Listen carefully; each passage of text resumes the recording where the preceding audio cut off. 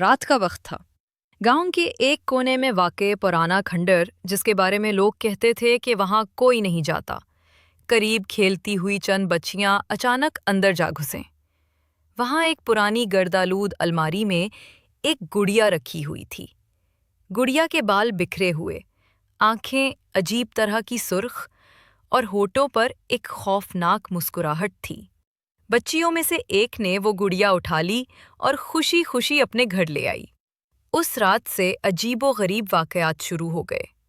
گھر والے حیران تھے، آخر یہ سب کیسے ہو رہا ہے؟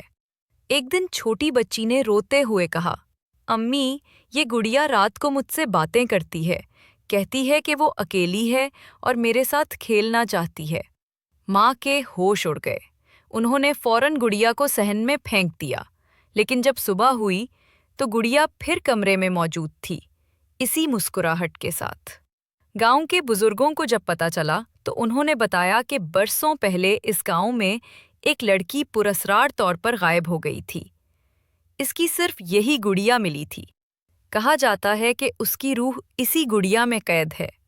جو بھی اسے چھوئے وہ اس کے پیچھے لگ جاتی ہے۔ اب بچی کی حالت بگڑنے لگی۔ وہ رات کو چیخ چیخ کر اٹھ جاتی، کبھی ہنستی تو کبھی روتی۔ گاؤں کے لوگ جمع ہوئے اور فیصلہ کیا کہ گڑیا کو پرانے کنویں میں پھینک دیا جائے۔ رات گئے، سب نے مشالیں جلائیں اور گڑیا کو کنویں میں ڈالا۔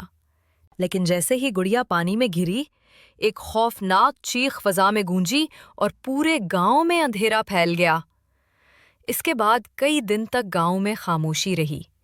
لیکن آج بھی جب کوئی اس کھنڈر کے پاس سے گزرتا ہے تو اسے لگتا ہے کہ کوئی سرگوشی کر رہا ہے، میری گڑیا واپس دو، میں ابھی بھی اکیلی